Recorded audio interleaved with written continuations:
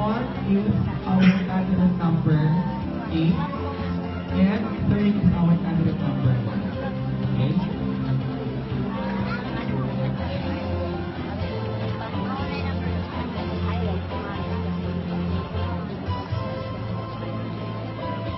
Candidate number 2, please come forward.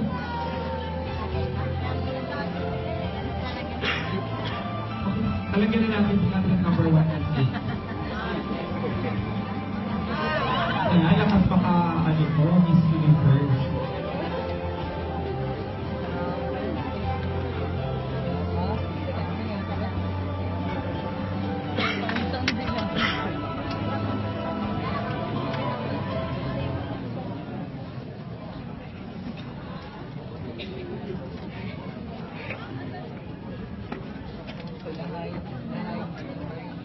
Candidate number 8.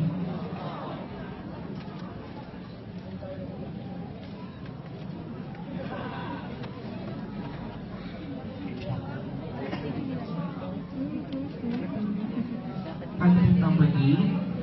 Candidate number 8. Candidate number 1. Ano yung pinili? Wala sila narinig. Narinig pa ka. Pagod din. Ha? Kanya ha?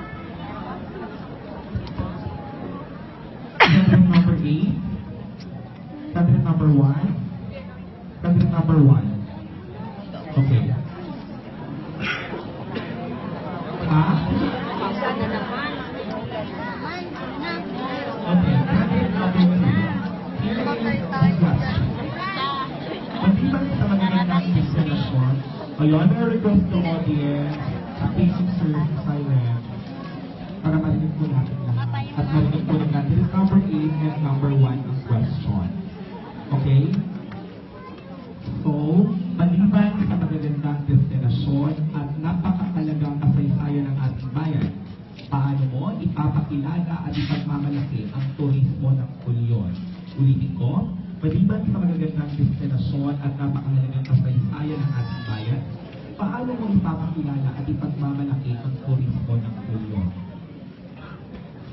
Magandang gabi po ulit at salamat po sa napakagandang katanungan.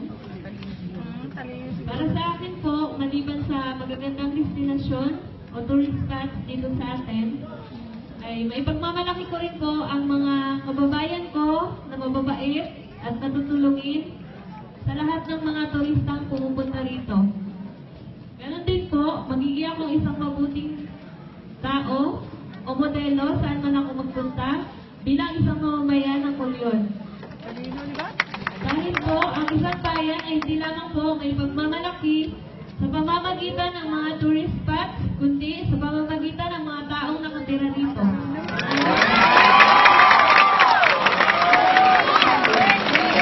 Thank you so much, candidate number 2.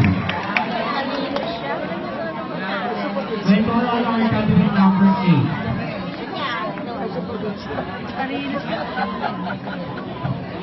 Candidate number 1. Candidate number 1.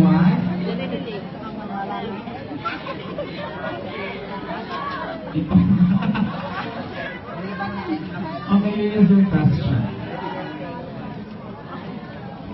Maliban sa magagandang destinasyon at napakahalagang kasaysayan ng ating bayan, paano mo ipapakilala at ipagmamalaki ang turismo ng Pulyon?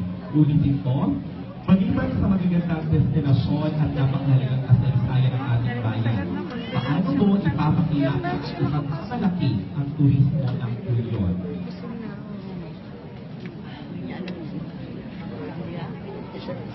Okay lang? Third, first, second, third na rin sila? Una po sa lahat, para maipagmalaki ang turismo sa Pulyon, Hinhin? ay panatiling malinis ang ating kapaligiran. Kinakabahan. Galing yung pula.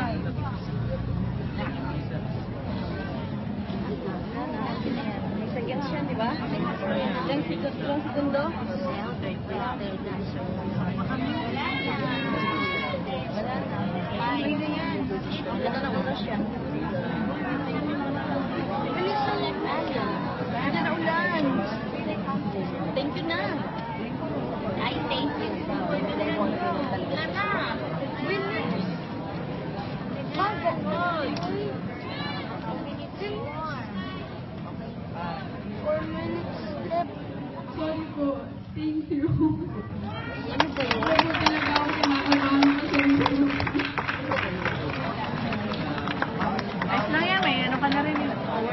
Thank you so much, candidate number 8.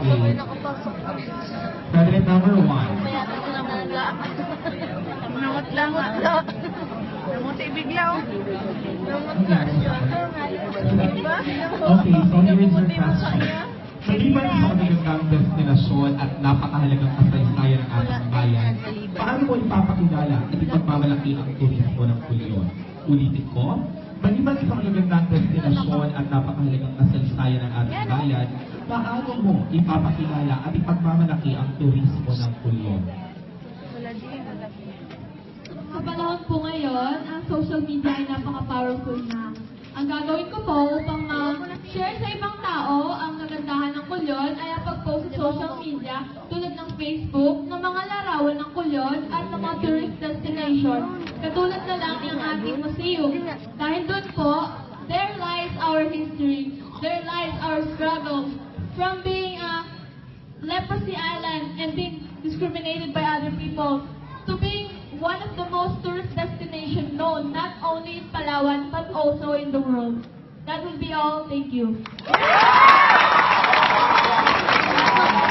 Thank you so much. There you have it, ladies and gentlemen.